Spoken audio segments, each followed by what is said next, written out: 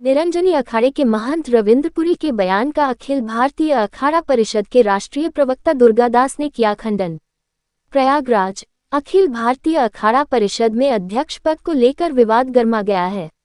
अखाड़ा परिषद को लेकर लंबे समय से दो गुट सक्रिय हैं। एक गुट का नेतृत्व निरंजनी अखाड़े के सचिव महंत रविंद्रपुरी कर रहे हैं, जबकि दूसरा गुट महानिर्वाणी अखाड़े के सचिव रविंद्रपुरी को अध्यक्ष मानता है। दोनों पक्ष अपने साथ अधिक अखाड़ों के होने का दावा करते रहे हैं। बीते दिनों महंत रविंद्रपुरी ने दावा किया कि उनके साथ जूना, आह्वान, अग्नि, निरंजनी, आनंद, पंच निर्मोही, निर्मल और बड़ा उदासीन प्रघुमुनि अखाड़ा है। उन्होंने कहा, आज रामदल और शंभू दल एक हो गए हैं।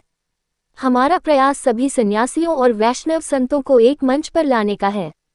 साथ ही निरंजनी अखाड़े के सचिव महंत रविंद्रपुरी के बीते दिनों की दावेदारी पर अब कई अखाड़ों के महंत ने उदासीन अखाड़े में एक बैठक की, जिसमें निरंजनी अखाड़े के महंत रविंद्रपुरी के बयान का खंडन करते हुए राष्ट्रीय प्रवक्ता महंत दुर्गादास ने मीडिया में बयान जारी किया कि अखिल भारतीय अखाड़ा परिषद के अध्यक्ष निरंजनी अखाड़े के महंत रविंद्रपुरी नहीं, महानिर्वाणी अखाड़े के अध्यक्ष रविंद्रपुरी है। साथ ही उन्होंने महामंत्री पद से हरि गिरी को भी हटाने की बात कही और कहा कि अगर इस तरह का भ्रामक प्रचार किया गया तो और भी सख्त कार्रवाई होगी। और महंत यमुनापुरी ने ये भी बताया कि अगर जरूरत पड़ी तो कोर्ट में भी अखाड़ा इस मामले पर जाएगा। आपके माध्यम से इसका खंडन करता हूँ। सचिव निरंजनी अखाड़े के रविंद्रपुरी जी महाराज एवं हरिगिरी जो जूना अखाड़े के सदस्य भी नहीं है, जिन्हें जूनागढ़ से बहिष्कृत भी कर दिया गया है, उनके द्वारा जो अखाड़ा परिषद के अधिकारी और बहुमत कह रहे हैं वो सरासर निराधार खंडनीय है। उनके साथ कोई बहुमत नहीं है। इसका उद्देश्य ये है कि दुनिया को भ्रमित करना, हम उसका खंडन करते। हमारे साथ वर्तमान में अखिल भारतीय अखाड़ा परिषद के जो हमारे अध्यक्ष महंत रविंद्रपुरी जी हैं, उनके साथ 10 अखाड़े हैं। कौन-कौन से? सन्यासी, बैरागी, उदासी, निर्मल, ये चारों हमारे जो अखाड़े संप्रदाय हैं, यही कुंभ मेला करता है और इन्हीं के संयुक्त तत्वाधान में अखाड़ा परिषद का गठन होकर के अखाड़े का संचालन हरिद्वार, प्रयागराज, त्र्यंबकेश्वर, नासिक और उज्जैन, यहाँ का कुंभ मेला का संचालन होता है। इसकी परंपरा चली आ रही है। ये जो कह रहा है बिल्कुल निरापद है, विवादास्पद है। अगर इस प्रकार के उनके कार्य रहेंगे तो वर्तमान अखाड़ा परिषद बहुमत से कठोर निर्णय लेकर के इनको सवालों का जवाब दिया जाएगा। अच्छा, क्या इसमें मांग करते हैं, कहाँ प्रत्यावेदन देने की तैयारी कर रहे हैं और कोर्ट का भी सहारा लेंगे अगर ऐसा विवाद बढ़ता है तो? इसका जो है पूरे भारतवर्ष के लिए भारत सरकार को, गृह मंत्रालय को, जहाँ हमारे कुंभ मेला होते हैं, उत्तर प्रदेश, उत्तराखंड, महाराष्ट्र और मध्य प्रदेश की सरकार को हम सूचित पहले भी कर चुके हैं और आज की प्रेस वार्ता का भी उनको पास हम है जो प्रत्यावेदन भेजेंगे। अगर विवाद नहीं सुलझता है अखाड़ा परिषद का, क्या कोर्ट की शरण भी लेने जा रहे हैं? विवाद उनके द्वारा बढ़ाया जाएगा तो हर तरह की कार्रवाई होगी, न्यायालय का भी, समाज का भी। अच्छा, यहाँ पर जो जूना अखाड़े ने एक भवन का निर्माण किया, इसको लेकर क्या दावा है कि आपका है? ये जो भवन निर्माण हुआ है वो हमारा है, जो बड़ा उदासीन अखाड़े की पूरी जमींदारी के समय से चली आ रही है। वहाँ संत थे, सिद्ध बाबा, मौजगिरी बाबा, वो तपस्या करते थे, उनके लिए वो स्थान है जो सुरक्षित रखा गया। बाकी ज़मीनों पे खेती होती रही उस समय और हमारा संचालन होता रहा। समय से उन्होंने है जो किस प्रकार से वहाँ पे भवन बनाया, जो सरकार के नियमावली जमुना गंगा तट के 500 मीटर का जो नियम है उसका भी उल्लंघन करके जो उन्होंने भवन निर्माण करवाया, इसकी भी जांच हमें जो करवाना चाहते हैं और करेंगे। श्री महेंद्र दुर्गादास, श्री पंचायती अखाड़ा बड़ा उदासीन निर्माण मुख्यालय प्रयागराज, अखिल भारतीय अखाड़ा परिषद उपाध्यक्ष श्री महेंद्र दुर्गादास। जैसे हमारे यहाँ हरिद्वार में भी मीटिंग हुआ था, तो उस मीटिंग के अंदर 8 अखाड़े तो थे ही थे और 2 अखाड़ों ने बाहर से भी अखाड़े का समर्थन किया गया है। इसी महंत रविंद्रपुरी जी महाराज पंचायती अखाड़ा महानिर्वाणी के श्री महंत हैं और वो अखाड़ा परिषद के अध्यक्ष भी हैं।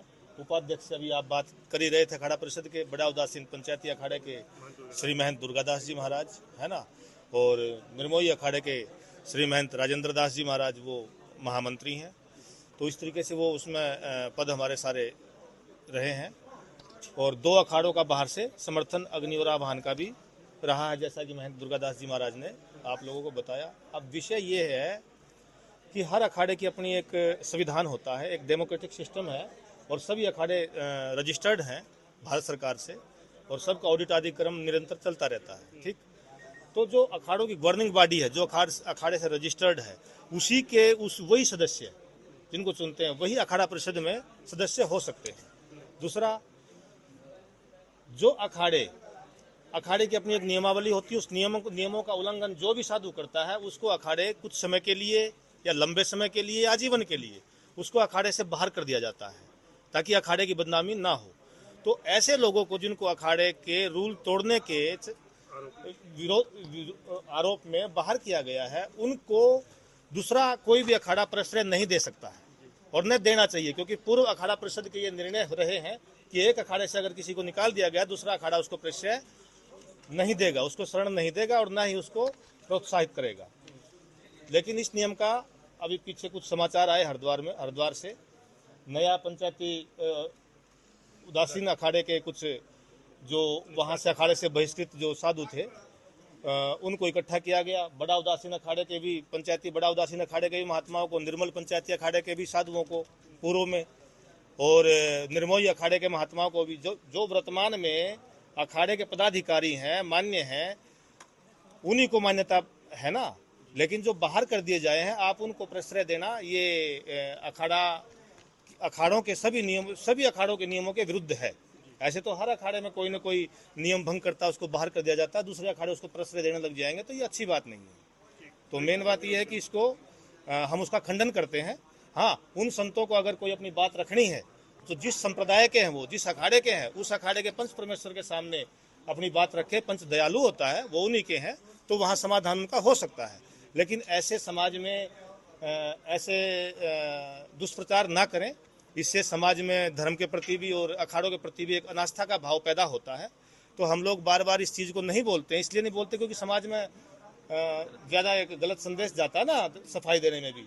लेकिन अब मजबूरी ये हो जाती है कि वो जब ज़्यादा मात्रा में बोलेंगे, कुछ भी, तो ऐसा नहीं होता है। तो अखाड़ों के बोलते हुए पदाधिकारियों को भी अपनी गरिमा का और उस चीज़ का ध्यान रखना चाहिए, यही है मूल। और बाकी आने वाले जो गुरु पूर्णिमा है, उन सबका आप सबको अभी जो सबको शुभकामनाएं हैं। महंत यमुनापुरी, पंचायती अखाड़ा महानिर्वाणी सचिव, प्रधान कार्यालय।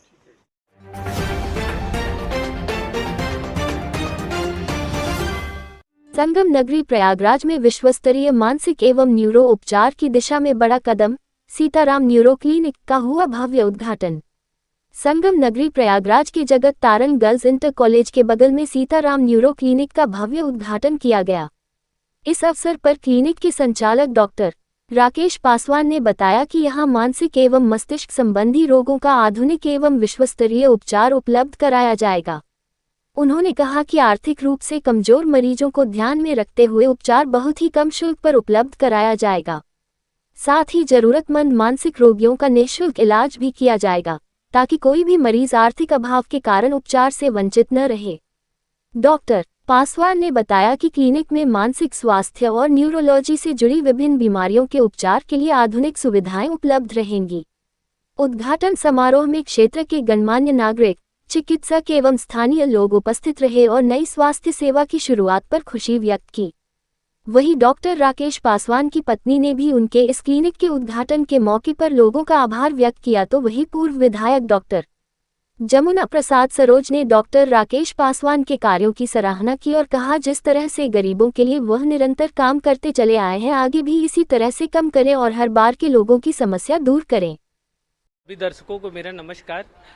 जो ये सीताराम न्यूरो केयर करके क्लिनिक हमारी खुल रही है, इसमें हम लोग कोशिश करेंगे कि बहुत ही कम दामों पर और ज़रूरत के हिसाब से निःशुल्क इलाज मानसिक रोगियों को और दिमाग से संबंधित रोगियों को प्रोवाइड करें। और साथ ही साथ हम ये प्रयास करेंगे कि जो मानसिक रोगी हैं उनको विश्व स्तरीय सुविधाएं दी जाएं। RTMS, behavioural therapy, psychotherapy, rehabilitation therapy और सर्टिफिकेशन जैसी जो चीज़ें हैं जो प्रयागराज में कहीं उपलब्ध नहीं है एक छत के नीचे, वो हम कोशिश करेंगे कि हमारे यहाँ सभी सुविधाएं एक साथ सभी लोगों को मिल सकें। पहले आप सभी लोगों का मेरा बहुत बहुत नमस्कार और मैं सभी लोगों का बहुत वेलकम करना चाहती हूँ। आप सबका welcome, you are almost welcome यहाँ पे आने के लिए। आज actually I am Shalini Paswan, wife of doctor Rakesh Kumar Paswan. आज हमारी इनॉग्रेशन सेरेमनी है हमारी क्लिनिक की, सीताराम न्यूरो केयर पॉलीक्लिनिक का हमारा इनॉग्रेशन है। और यहाँ पे जो हमारी सुविधाएं हैं बेसिकली न्यूरो से रिलेटेड हैं, क्योंकि ये नाम भी है जैसे कि आप लोग को समझ में आ रहा है कि न्यूरो क्लिनिक है, तो न्यूरो से रिलेटेड समस्याएं हैं।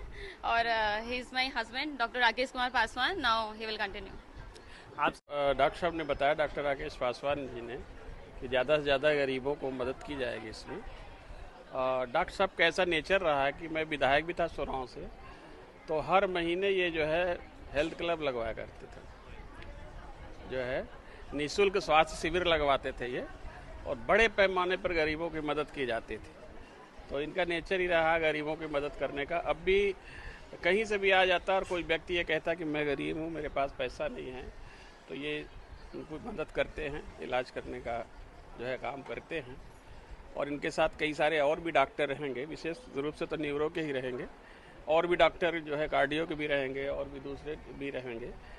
और आज बड़े पैमाने पर लोगों ने सहयोग किया इनके नेचर से। इनका इतना विनम्र स्वभाव है डॉक्टर राकेश पासवान जी का कि इलाहाबाद के जितने भी विधायक हैं ज़्यादातर सभी लोगों ने सहयोग किया, यहाँ आने का काम किया।